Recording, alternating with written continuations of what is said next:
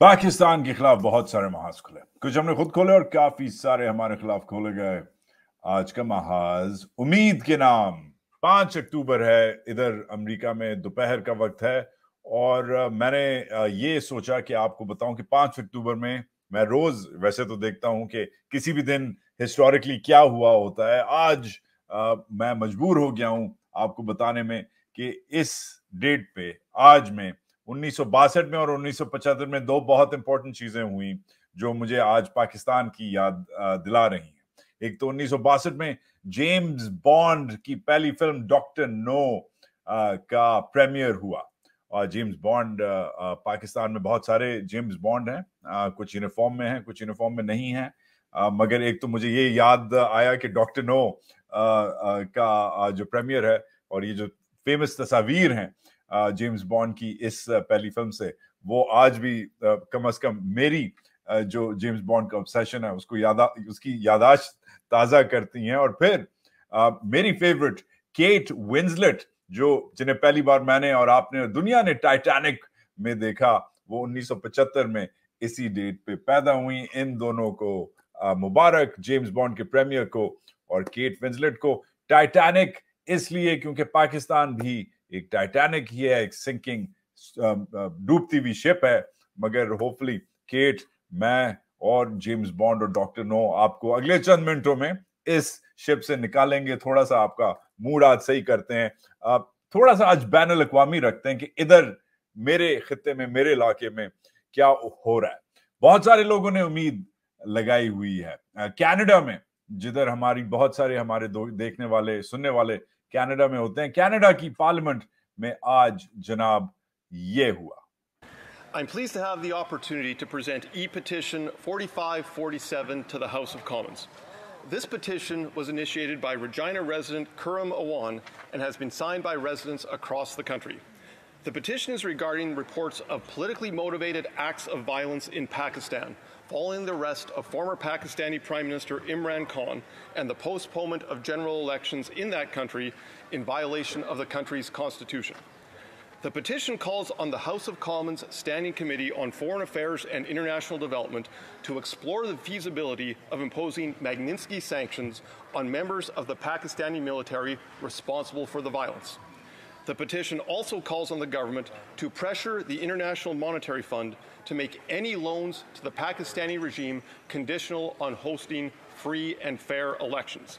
Mr. Speaker, I'm pleased to have the opportunity to present these petitions here today in the House of Commons.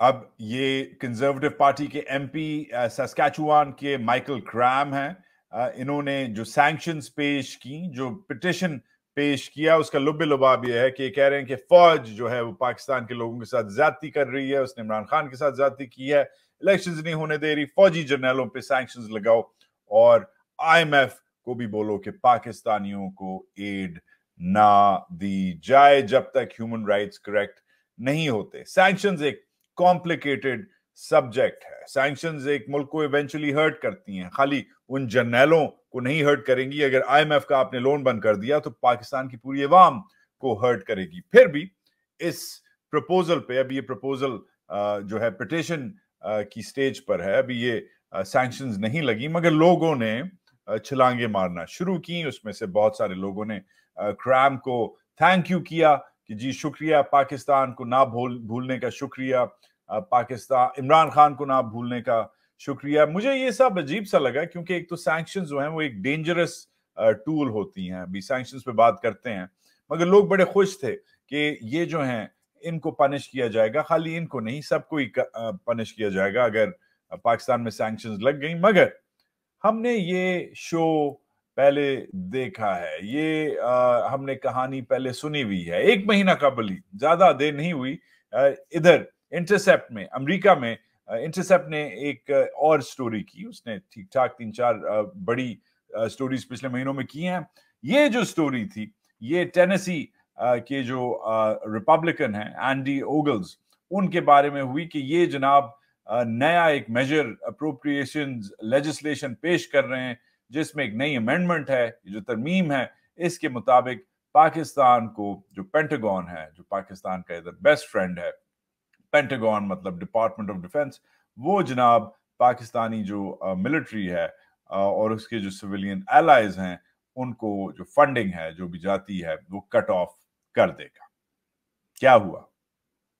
कुछ नहीं हुआ। In fact जब ये सब चल रहा था तो बहुत सारे लोगों ने उस वक्त भी छलांगे मारी, हमारे पीटीआई के दोस्तों ने और इधर डायस्पोरा में दोस्त हैं कि देखो जबरदस्त हमने जो पैसे रेज किए हैं, हमने जो कांग्रेसमैनों को के लिए फंड रेजिंग की है, लेटर लिखवाए हैं वगैरह, ये देखो जबरदस्त पाकिस्तान के खिलाफ सैंक्शंस लगने वाली हैं, फंडिंग कट ऑफ होने वाली है। That has not happened. In fact कल ही सेक्रेटरी लॉयड ऑस्टिन ने गप लगाई है chief of army staff Asim Munir से। ये मेरा ख्याल है साल की इनकी दूसरी कॉल है, मगर 9 मई से लेकर अब तक शायद ये इनकी पहली कॉल है। ये कॉल ऐसे वक्त पे आती है जब रूमर्स स्वर्ल कर रहे हैं कि इमरान खान का कोई फ्यूचर नहीं है, उसको सजा होने वाली है खान को, एटसेट्रा एटसेट्रा। ये अपनी पार्टी लाएंगे, किंग्स पार्टी लाएंगे, नवाज शरीफ को किसी तरीके से कहीं ना कहीं से एडजस्ट करेंगे। ये बात इन्होंने क्या की, बात हम गेस ही कर सकते हैं क्योंकि लिटरली एक लाइन की समरी आई। ये अजीब बात है क्योंकि अमेरिकन जो हैं काफी ट्रांसपेरेंट होते हैं, लंबी समरीज देते हैं। ये आप देख सकते हैं नेटो की समरी दी है, जब इन्हीं दिनों में नेटो से बात की है, नेटो के चीफ से जनरल ऑस्टिन ने, सेक्रेटरी ऑस्टिन ने, उस पर भी समरी दी है लंबी। फिर जापानीज डिफेंस मिनिस्टर से, अपने हम मनसब से बात की है, उसकी भी इन्होंने लंबी समरी दी है। मगर हमारे चीफ से जब बात करते हैं तो कुछ ना ये हमें बताते हैं, और वो तो खैर हमारे चीफ और उनका एसपीआर तो हमें वैसे ही कुछ नहीं बताता, मगर हम खाली गैस कर सकते हैं कि क्या बातें हुई होंगी। ऑब्वियसली अफगानिस्तान के साथ जो हो रहा है ऑब्वियसली उस पर बात हुई है, ऑब्वियसली बात है, क्योंकि पाकिस्तान ने रिसेंटली पिछले 24-48 घंटों में जो पॉलिसी अपनाई है, अनाउंस की है, उसमें अफगानिस्तान भी खड़ा हो गया है। कशीदगी वैसे ही टीटीपी, बीएलए वगैरह दाइश के अटैक से ज्यादा थी, वो जो Uptake of surge of violence है वो भी शायद एक टॉपिक हो। और फिर हिंदुस्तान में, मकबूजा कश्मीर में और पाकिस्तानी साइड पे जो थोड़े से टेंशन ज्यादा हो रहे हैं, गिलगित बल्तिस्तान में ऊपर, उधर भी जो है ये खित्ता थोड़ा सा हॉट अप फिर से कर रहा है। शायद ये टॉपिक्स हों, बट वी डोंट नो कि क्या डिस्कस हुआ। एज आई सेड, आईएसपीआर ने नहीं बताया, उसका तो काम ही नहीं है बताना, उसके और बहुत सारे काम हैं, और अमेरिकन ने भी ज्यादा कुछ नहीं कहा। मगर जो इंपॉर्टेंट बात है, हमें ये नहीं पता कि क्या कहा, मगर हमें ये पता है कि पाकिस्तानी फौज से अमरीकी आज भी बात कर रहा है। हाईएस्ट सतह से अमरीकी आज भी पाकिस्तानी फौज से बात कर रहा है। पाकिस्तानी प्राइम मिनिस्टर से नहीं, पाकिस्तानी डिफेंस मिनिस्टर से नहीं, पाकिस्तानी फॉरेन मिनिस्टर से नहीं, मगर पाकिस्तान के चीफ ऑफ आर्मी स्टाफ से, secretary of defence Lloyd Austin बात कर रहे हैं। इसका मतलब वाज़ेह है, आप माने या न माने, आप जाने या न जाने, मगर पाक फौज कम से कम जो मगरबी आंखें हैं उनमें, उनके जाविये से पाक फौज पाकिस्तान का सबसे इंपॉर्टेंट इंस्टीट्यूशन है। अब ये जो थॉट है, ये जो एक मैंने चीज बोली, इस पे जरा गौर फरमाएं, मगर इसको भी साइड पे रख दें। फिर कनाडा का टूर करते हैं, कनाडा की बात करते हैं। अब ये जो पिटीशन जो पेश की है, फिर से ये जो माइकल क्रैम साहब हैं उन्होंने जो पिटीशन पेश की है, इमरान खान साहब का नाम लिया है, कहते हैं कि ये जो सैंक्शंस हैं ये सब इसलिए लगे क्योंकि इमरान खान और उसकी जो पार्टी है, बाकी जो लोग हैं उन पर जो जातियां हुई हैं इसलिए। मगर हमें अजीब सा लगा ये भी देख के, क्योंकि ये तो कनाडा है। कनाडा में तो पिछले दिनों पाकिस्तान को छोड़े हिंदुस्तान के साथ पंगा पड़ा हुआ था। हिंदुस्तान के इंटेलिजेंस एजेंट्स ने एक कनेडियन निजात इंडियन को, या इंडियन निजात कनेडियन को राधा, एक सिख सेपरेटिस्ट को उसके गुरुद्वारे से निकलते हुए 34 गोलियां मारी, 50 गोलियां फायर हुई, 34 निज्जर साहब को लगी।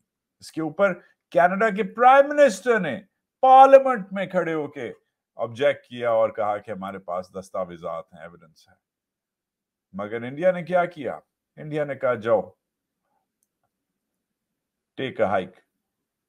इंडिया ने कुछ नहीं किया, सीरियसली नहीं लिया इंडिया ने। और ये सैंक्शंस हमारे ऊपर लगाने की बजाय अगर इंडियंस के ऊपर लगाते शायद, क्योंकि कनेडियंस ने पहले इंडियंस पे सैंक्शंस लगाई हुई हैं। कनेडियंस ने 1974 में जब इंडिया ने टेस्ट किया था अपना न्यूक्लियर वेपन पहला, उस वक्त लगाई थी। कनेडियंस ने 1998 में सैंक्शंस इंडिया पे लगाई हुई हैं जब इंडिया और पाकिस्तान दोनों ने न्यूक्लियर टेस्ट किए थे। मगर आज कनेडियन प्राइम मिनिस्टर के पास एविडेंस है कि इंडियंस जो हैं वो कनेडियन सॉइल पे, कनेडियन जमीन पर खून खराबा कर रहे हैं, मगर उसकी में हिम्मत नहीं है कि वो एक पिटिशन सैंक्शंस की लगा दे इंडियन रॉ एजेंट्स पे या इंडियन फॉरेन मिनिस्ट्री पे या इंडियन फौजियों पे। हिम्मत उसकी नहीं है। अजीब सी बात है। पाकिस्तान के साथ तो कोई पंगा ही नहीं है, तो पाकिस्तान के ऊपर ये जो सैंक्शंस लगाने की थ्रेट है ये क्यों है? इसका जवाब जो है वाज़ेह है। पाकिस्तान कमजोर है, हिंदुस्तान स्ट्रांग है। हिंदुस्तान इकोनॉमिकली इंपॉर्टेंट है, पाकिस्तान इकोनॉमिकली बास्केट केस है। हिंदुस्तान डिप्लोमेटिकली बहुत अहम है, पाकिस्तान डिप्लोमेटिकली मुक गया है। इसलिए हिंदुस्तान अमेरिका जाके, कनाडा जाके बंदे मार सकता है। इसकी वीडियोस कनेडियंस के पास हैं, इसके दस्तावेजात कनेडियंस के पास है, मगर वही कनेडियंस आज हिंदुस्तान के सामने हाथ जोड़ रहे हैं और कह रहे हैं कि हमारे डिप्लोमेट्स को अपने मुल्क से ना निकालो, मिट्टी पाओ, गलती होगी, माफ कर दो। राइट? वर्सेस पाकिस्तानियों को, जिनकी जर्नैल से बात तो कर सकती है मगरबी दुनिया फोन पे, मगर आपको इंपॉर्टेंट नहीं समझती कि बताए कि क्या बात हुई। और फिर उसी ही दिन में अपने उसका इत्तेहादी, वॉशिंगटन का इत्तेहादी कनाडा, उधर एक जो पिटिशन है वो दर्ज होती है और जारी होती है। लोग पागल हो जाते हैं कि ये इमरान खान के लिए है। नहीं, इमरान खान के लिए पिटिशन नहीं है, ये पाकिस्तान के लिए पिटिशन है। और ये मजाक है कि एक ऐसा मुल्क जो अपने आप को दुनिया का 5वां बड़ा मुल्क कहता है, जिसकी दुनिया की 5वीं बड़ी फौज है, जिसके पास 200 न्यूक्लियर हथियार हैं, जिसके साथ दुनिया की 4 अहम ममालिक के बॉर्डर लगते हैं, दुनिया की पहली 2 बड़ी इकोनॉमीज के बॉर्डर लगते हैं, हिंदुस्तान और चीन के, दुनिया के 2 बड़े वॉर जोन्स के बॉर्डर लगते हैं, अफगानिस्तान और ईरान के। ऐसा मुल्क आज मजाक बनाया गया है उसका। तो हिंदुस्तान को जो सैंक्शंस हैं वो टच नहीं कर सकती, मगर पाकिस्तान के लिए जो है वो सैंक्शंस भी हैं और फौज के लिए स्पेशल ट्रीटमेंट भी है। ये क्यों, ये काहे को, ये सवाल बनता है। मैं अब आपको आगे लेके चलता हूं। आज हमारी एक स्पेशल एपिसोड ग्रीन रूम की इसी टॉपिक से वाबस्ता है। ये जो ग्रीन रूम की एपिसोड है ये मैंने मार्च अप्रैल में जब मैं पाकिस्तान में था मैंने रिकॉर्ड की। उसके बाद ग्रीन रूम जो मेरा पॉडकास्ट था, क्लाइमेट चेंज पे, सस्टेनेबिलिटी पे, कल्चर पे, कॉन्फ्लिक्ट पे, सिक्योरिटी पे, पॉलिटिक्स पे, ग्रीन रूम को बैन कर दिया गया। ISPR ने मेरे पार्टनर्स को फोन किया, एक कर्नल ने फोन उठा के मेरे सब पार्टनर्स को डरा दिया, थ्रेट्स की कि वजाहत के साथ जो अपनी पार्टनरशिप है डिसॉल्व कर दो, ये टेप हमारे पास भेज दो। टेप तो उन्होंने उनके पास भेज दिए, मगर लकीली मेरे पास भी टेप पड़े थे। मैंने पहले ISPR से कोशिश की राब्ता करने की कि ये जो इलीगल सैंक्शंस जो मेरे ऊपर लगाई हैं फॉर नो ऑड रीजन, ये क्यों लगाई हैं। ISPR भीगी बिल्ली की तरह आज तक उस कर्नल ने या किसी और ने उधर मेरा फोन नहीं उठाया। तो मैंने फिर डिसीजन लिया कि पिछले महीने 1.5 में ये जो ग्रीन रूम है आपके लिए लॉन्च कर दूं, वरना ज्यादा ही पुराना हो जाएगा। मगर आज का जो मौजू है ग्रीन रूम का वो पुराना बिल्कुल नहीं है, वो बिल्कुल रिलेटेड है।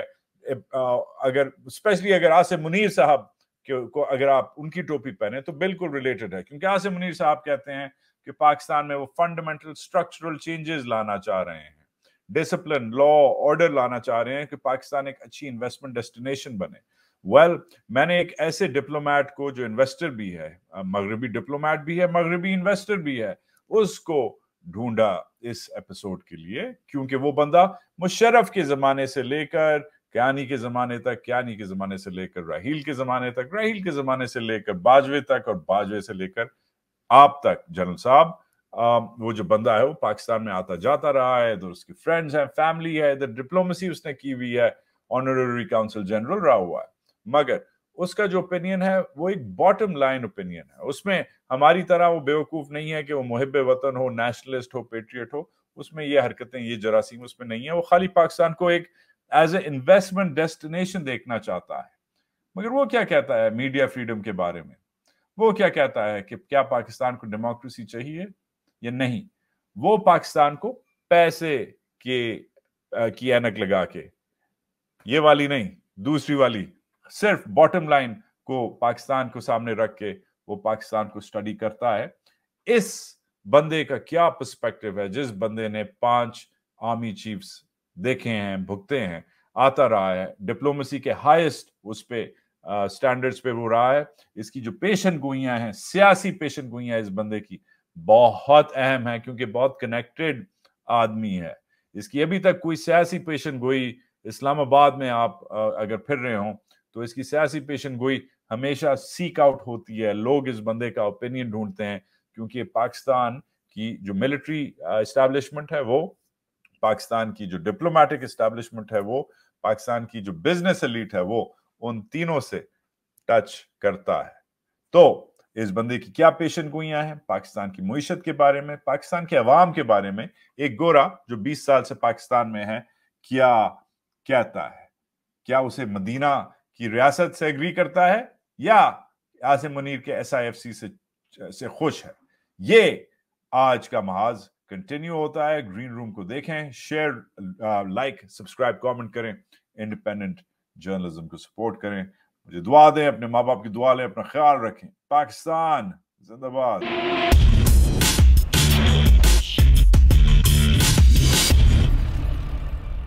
Hello, salam, and welcome to the Green Room, the show about people, power, and the planet. मुल्क, मुईशत और माहौलियात से लेकर कौम, क़यादत और शायद क़यामत तक. The Green Room isn't just my show.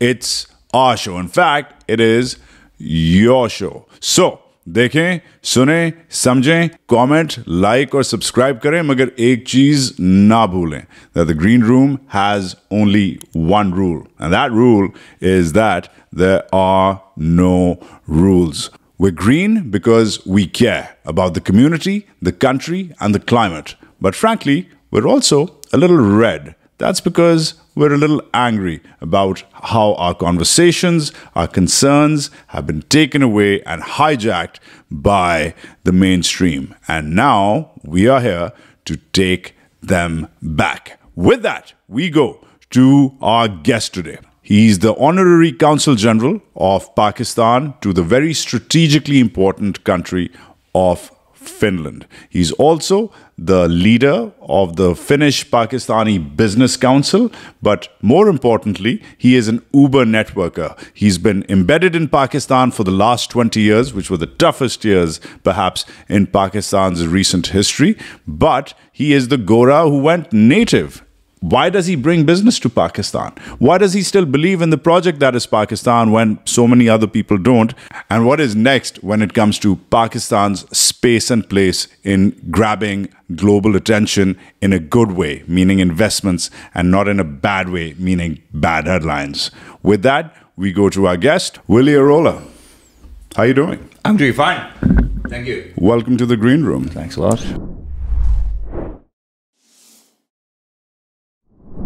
All right. So what do I call you? Your Excellency, Your Highness? How does this work with diplomatic titles? No, you know, in Pakistan, I'm very famous to be Mr. Willie. So you use that. All right. Willie is good. So as we discussed in the intro, you've pretty much gone native. You're Pakistan's rep to Finland, which is where you're from, but you spend a lot of time here. And you've chosen to come here at a time when, well, this country is going through one of its toughest periods. Pray tell. I've come here for 20 years. There has been bad and good times as well, right? I don't remember any good times in the last 20 years, man. I do. Oh, tell me. I think that's a main difference, right? So sometimes people are saying to me, look, maybe you're the last one who actually believes. But as a person, I am always like super optimistic. But the other side is that I never give up. So by the end of the day, it will be better. It's rough right now, but it's going to be better. Right. I'm going to get to your predictions about how things are going to get better, but let's just time travel back. 20 years ago, you get a call from a buddy in advertising. Yeah. He's a Pakistani. Yes. And he needs help, and you decide to pop in, and you basically never leave. That's kind of what happens. True. So when you put it that way, yeah, that actually happened. Yes, I got a call from London. A former colleague of mine asked, can I give you a phone number to Pakistan? Right. And 30 minutes after that, Karim Ramal from Chairholder Thompson called me, and that's it. That was the starting point. So, again, to really break down the last 20 years, I came back to Pakistan 20 years ago, roughly myself, just graduated from college. Good times during the Musharraf regime, like him or hate him, there was a Musharraf boom, 7% GDP growth, new TV channels, which is where I kicked off my career. I wouldn't have had a job had it not been for that boom and for that dictator, ironically.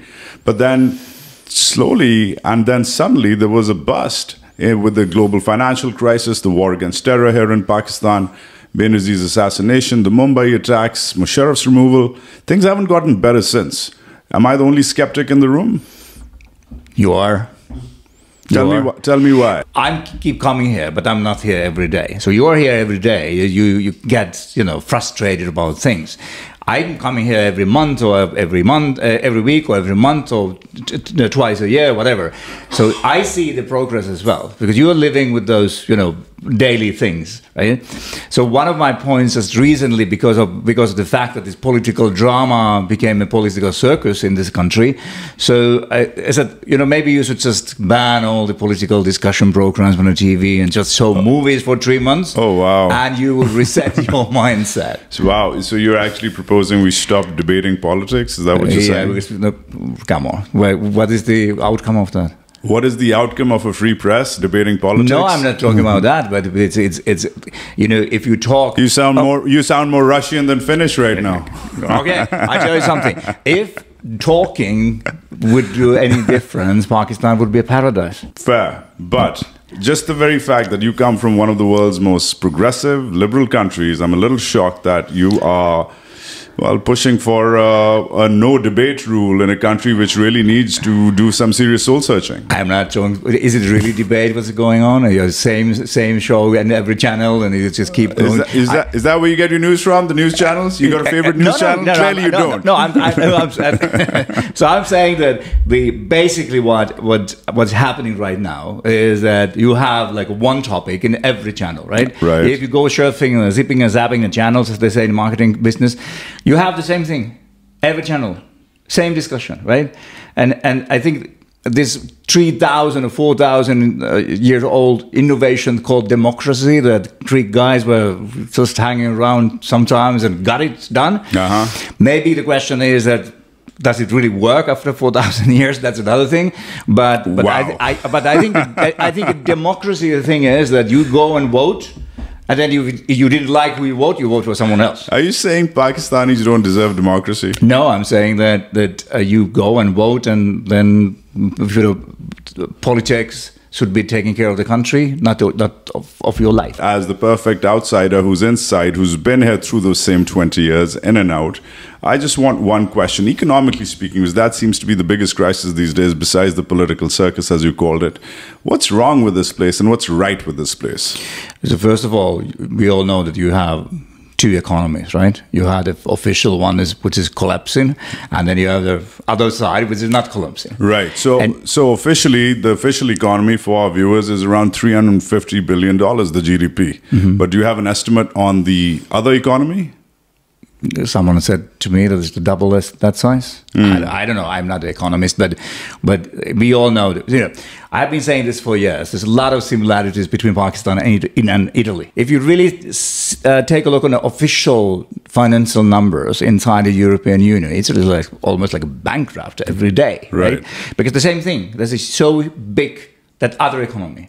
And I think it's a little bit same in Pakistan as well. And we all know that's one of the challenges we have right now in terms of talk with the IMF as well. Right. So I've been doing a tad bit of research, and you were recently on another show, You talked about this dual economy, and you gave examples about, hey, go around Karachi, you can't get a seat at a restaurant. You know, drive around, you can't stop running into a traffic jam. The roads are full, the restaurants are hopping, the malls are buzzing. But the question really is, when they moved towards talking about the export sector, that's where your optimism waned. And I want to break that down. So just tell it to me like I'm a chump in 5th grade. Why can't Pakistan export anything? What's the issue here?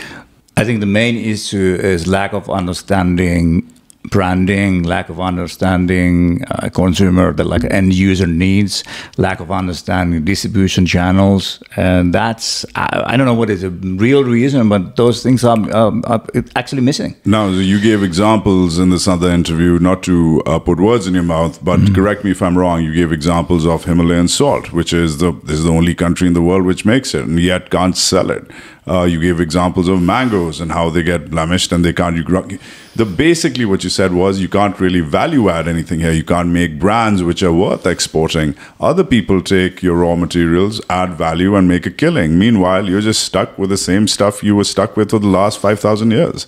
So the question is, how do you do it today? If I made you finance minister, and God willing, I want to right now, because you're doing a way better job than Ishaq Dar, even in the last 10 minutes. Tell me, if I had that magic wand, Willie, how would you improve Pakistan's exports right now? I would put all the money I could get from whoever fund in the world and put that money on especially on the SME sector, make sure that they have the right skills, right technology, right understanding, everything, because that's where the growth comes. Your big industries are already exporting, right? If you talk about textile, for example, they're fine. They know what they do. But even most of the textile products exported from Pakistan are like basic things, like bed linens. Like, you know, one of the companies here is one of the biggest supplier for IKEA, right? But it's bed linens. So it could be something like with more technology on all that kind of stuff. So SMEs, new companies, give them the skills, support their activities. That's the way the export will grow. Because the issue is you can't increase the exports by selling more rice. It's not happening. So when you go to Islamabad to meet your friends over at the Prime Minister's office, and you sit down and tell them, listen, man, you're selling salt literally for the price of dirt, which is this, you've got this rare commodity, and same with bed linens, I guess. Do they listen? I mean, is it? Am I missing something here? Because you're making sense, makes sense to me, but does it make sense to them? Because clearly I'm irrelevant, they're not. So do your friends in the PMO listen? I think there are people who are also listening. But obviously, we come back to the fact that the government's role is to take care of the country, right?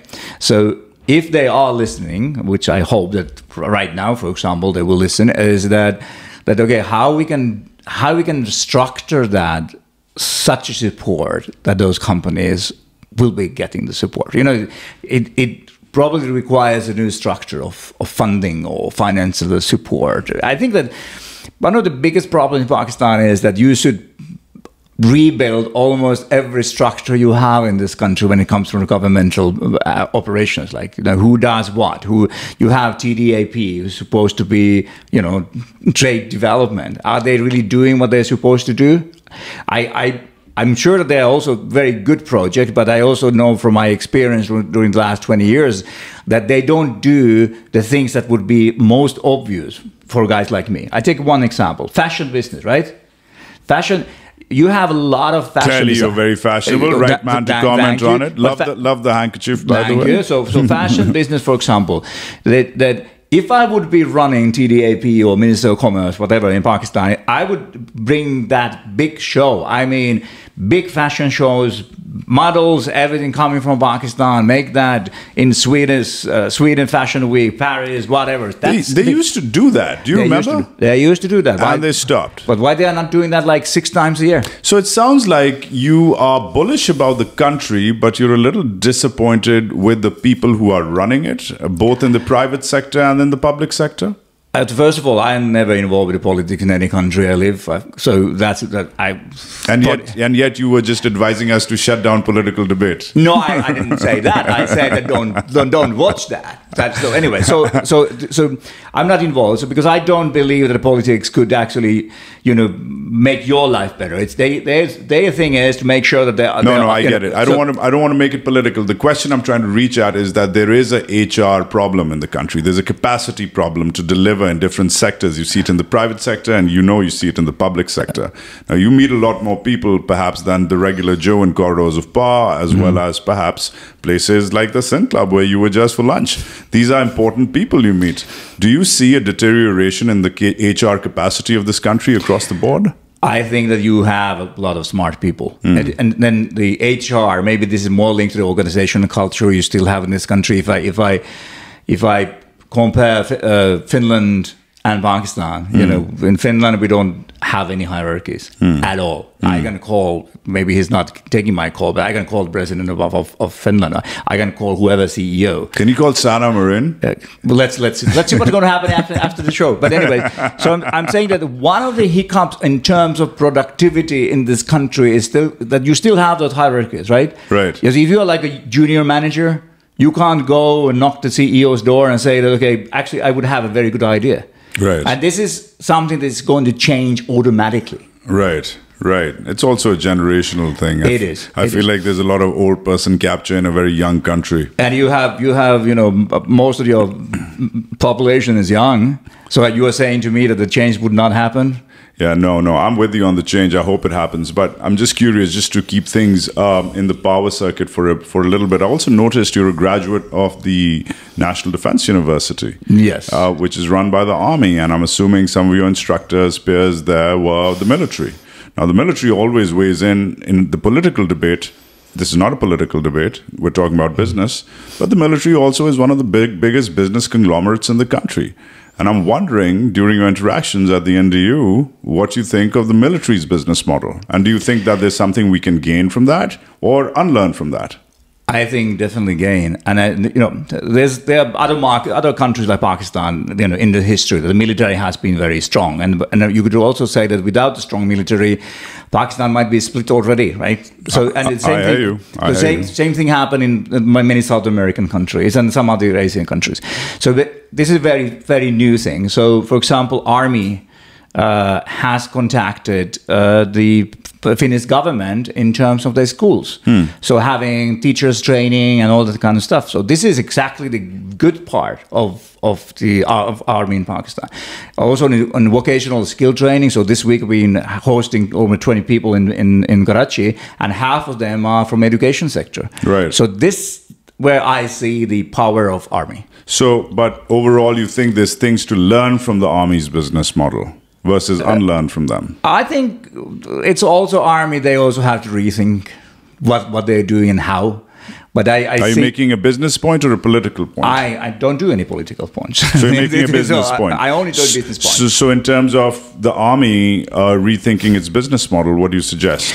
I think that there's always a new era, and I also think that in terms of Army, there's a new generation of people in charge who is maybe thinking the world a little bit different than someone in 25 years ago.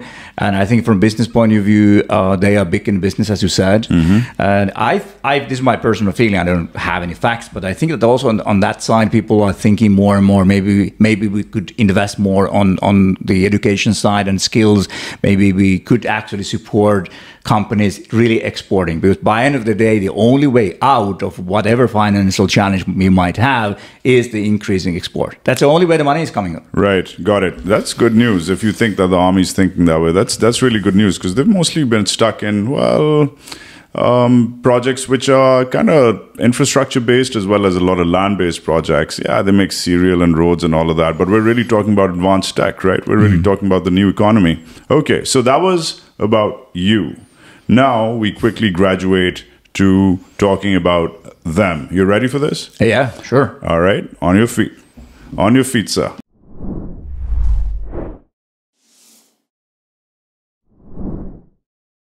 All right, so you are talking to them now, okay?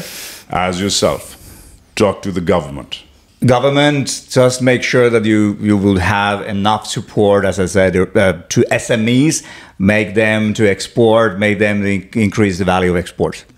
Okay, you are talking to, this is really important because it's happening. It's a worrisome aspect of the current economy, but people who want to leave the country. I understand that you want to leave because maybe there's no opportunities, but by end of the day, don't leave if you have a chance, because the future of this country is on your hands. All right, talk to international investors, pals of yours. Don't Google, don't watch the media, don't read the newspaper, just take a flight and come to Pakistan. I guarantee you're going to love it. Yeah, just watch the Green Room, don't watch anything else. True. Okay. So to Pakistani entrepreneurs who are inspired by, well, the current chain of events. Entrepreneurs, you are the backbone of this country, as so many other countries. And actually, the only way to create jobs in Pakistan is support entrepreneurship. All right, and this is really important because it's a segue into my next segment. Talk to people who want to get into the business of sustainability, ESG. People who really want to go green, but also want to make a buck while they're at it. So first of all, keep researching. I would say that it's not only Finland, there are other Scandinavian countries as well, because the best technology and knowledge is there. Understand what's going on, and then you jump into the business and talk with those companies in Finland and other Nordic countries. All right, and this one's for me because I've been crazy about her ever since she assumed power. Please talk to your Prime Minister, Sana Marin. Greetings from Pakistan.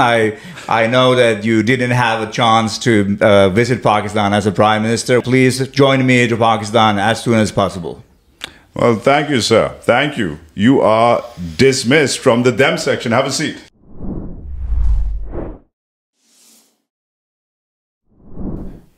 So basically, you're sort of this ambassador at large, bringing in or trying to bring in all this business to Pakistan. Of course, take Pakistan's messaging out to your country, which is very interestingly placed these days. But this is not a show about the politics of Finland or the geopolitics of Europe, which would be a whole other show. But coming back, what are your next steps in terms of bringing business into the country? Like as far as clear next steps are concerned, considering there's a serious FDI crisis. Clearly, we just hosted 2 days in Pakistan with over 20 Finns, which is a lot. We only have 5.5 million people, so 20 is a lot from Finland. Right. So, and then we already made a decision that we are back. The show is back in February 24, and in between, hopefully in September, I'm taking the Pakistanis to Finland. Right. So these are the concrete, because I am a big believer on networking, and the only way that you can get foreign companies to come to Pakistan is that they see the country by themselves first. You know, we had a guest on the show recently who is very entrepreneurial, and he had a tweet just the other day comparing foreign direct investment, international investors, to birds. So one bird comes in, sits on a tree, then a couple of more come in, and slowly they all flock. But you shake that bush or you fire a shot and they're all gone together. And that perhaps has been Pakistan's dilemma. So what do you say about the investment climate to your friends who you bring in when, for example, you bring them to Karachi and you see what happens in Karachi? How do you explain that to your friends when you're trying to sell a place like Pakistan, as volatile and unstable as Pakistan? So 20 years ago, I started my one-man mission to change the image of Pakistan because I was thinking the image is negative. Then day by day, I'm more sure about the fact that there's no image of Pakistan. The awareness of Pakistan is zero, which, as being a marketing person, that's absolutely wonderful because you're going to start from scratch. So but the message is that the people don't actually recognize Pakistan at all, which is good also in that sense that, yes, there was this attack on police in Karachi, and that was on the news, even in Finland. Right. But most of the time, the news, whatever happens in Pakistan, actually doesn't come to the media, especially I would say, in Scandinavia. So what happens in Pakistan stays in Pakistan. Yeah, and I think also I know you're going to love what I'm going to say now, but also the reality is that these so FDIs is all about international global beauty contest. So it's not about rational behavior, as you said, about the birds. So there's a beauty contest, and then in that beauty contest, you kind of need to follow certain same rules if you want to be on that same level. Right. So now, for example, during this crisis and this political circus going on, so every time someone goes to the international media saying that, okay, we have these issues, they're like, why? You know, if you have domestic political campaigns, keep it domestically. Don't come to the international media telling that we have these issues, because nobody knows. And then they start to start to think that, oh, is this political hassle going on in Pakistan? Maybe it's not stable enough. Maybe we go to Nigeria. Are you saying that Pakistanis at large don't know how to sell themselves abroad? I just there was another podcast in Finland, I think a month ago, and this is a PhD Pakistani living in Finland for 8 years, and he's doing this podcast, and last question was, what would I say to Pakistanis living in Finland, what they should do? And I said, promote yourself. At least, like, you meet someone, said, I'm from Pakistan. And that is it. So the promotional part is missing. And then, you know, give me an example. When was the last time that Pakistan was doing any promotional campaign for itself? We have the neighboring country here who have been running one slogan for the last 20 years. And even that we know the country is not so incredible as the slogan says, maybe 98% is not very incredible or very incredible. You're talking about India, of course. So when was the last time? It's never happened. So, I mean, I know it's been in fits and starts, but I know that a few years ago they bought some space on buses in London, and they put the pictures of mountains up, and that's it. It was very, very sporadic. It wasn't organized, definitely wasn't strategic. So I'm with you. So if one were to take a leaf from India's page, you brought me at exactly where I wanted you to bring me. What is Pakistan doing wrong that India is doing right? If I remember right, the Investment Promotion Office of India has been selected the best investment promotion organization in the world. We should just go pick those guys up and bring them over. We've got better food. So I think that, you know, how about if I would be in charge for something like this, like right now. Obviously, I would research in detail what these guys are doing, why they are so good, right? And then maybe add some of the European elements on that, and then start to do that. I have been saying this in 20 years in this country, whatever government we are having. So how about you take like a small group of people and go on a tour? Because we are allergic to big troops. So you take a big group, a small group, and start to do that. You can't blame other people for attacking you on a promotional level as well if you don't do anything by yourself. Fair enough. So last couple of questions, we've got to close things out. But I want to know more about the larger, from your perspective, I want to know more about what you think of the larger climate catastrophe which Pakistan is facing. It doesn't come up in a lot of business circles, but clearly, I don't know if you were around last year, you saw the effects of what's happening. The foreign minister of Pakistan, he's come up with an interesting talking point, that there's actually 3 poles in the world, not just the North Pole and the South Pole, but also in Pakistan / India with the Himalayan glaciers, the highest glaciers and the most number of glaciers in the world are here. And because of global warming, well, they're melting. And now these floods are not just going to be sporadic, they're going to be regular. And you're going to see them again and again, because the third pole is right here and it's on top of us. The floods you saw last year didn't come from the heavens, they came from the mountains. So premised on that, how do you, 2 questions. 1, how do you fit that into your own business model? 2, how do you fit that into Pakistan's susceptibility to climate change versus pitching Pakistan abroad to Finland or elsewhere? The first one, probably one of the best knowledge in terms of reforest, this kind of activities, what happened before the flood. Probably the best knowledge is in Finland. So this is also something I'm really encouraging Pakistani companies and Pakistani government to actually work with Finns and ask them to advise. Obviously, as you said, these floods will come maybe every year, maybe every second year. They will come. There's not a question. So how you can prepare the country that, you know, when the water comes in a controlled way to the sea and not destroying things, right? So I think that's where a lot of environmental technology companies in Finland could really, really help Pakistan to make sure that this catastrophe is not happening again. That's one thing. And the other side, I think that we come back to the fact that what I just said, that how about being a little bit, you know, more proactive? I think that what Pakistan should really do is not only Finland, it's all the Nordic or Scandinavian countries. I know that all the Nordic countries would be, you know, able to help and support Pakistan in everything. So it's not only going to New York or going to China, going to do this and that. Maybe it would be time to foreign minister to fly to make a tour to Copenhagen, Oslo, Stockholm and Helsinki and actually explain to Scandinavians what kind of help they would need, because it's not all about money. You know, world is full of money. So, but what are you going to do with the money? Is the money itself is not going to help Pakistan against the climate change. You have to build things. You have to build canals. You have to be, you know, having this and that. So money might come from New York, but the knowledge is not coming from New York. Knowledge might come from these Nordic countries. Got it. Interesting. Last question. They say that your predictions are pretty spot on.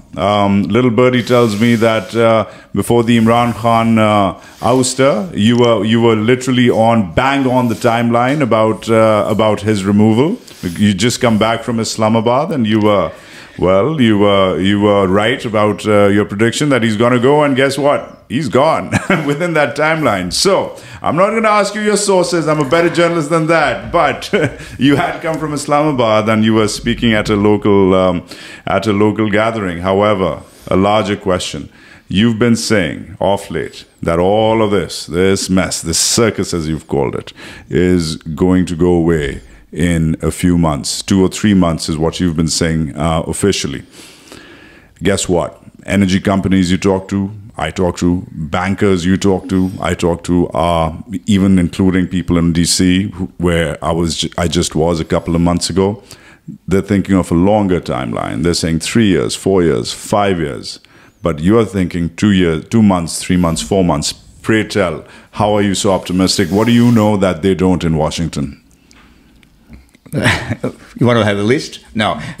So I don't, you know, obviously those people are looking at things on a macro level, using the financial models and maybe a little bit too many Excel sheets.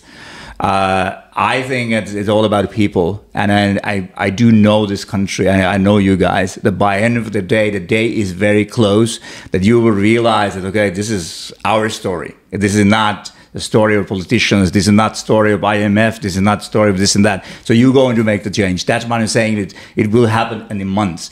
And this is my absolute favorite thing. Whatever election comes now this year, whenever it happens, you know, think about the future. Election 28, election 33. So this is far away. Think about who are the people who are voting in those elections. Think about who is going to vote 10 years from now. And this is your biggest part of your population. And then why they're going to be very different, the reason is a mobile phone, the smartphone. And this is why I'm so excited to see what's happening in the next 10 years. Yes, I do believe that things will be very much better in a few months. It's going to be rough now first, especially for poor people. But then it's getting better. Because it's all about your own attitude. It's like I used to use this, yes, we can, and then Barack Obama campaign stole that from me. But I think that's what it's all about. If we have that decision that we're going to change the country, we're going to change the country.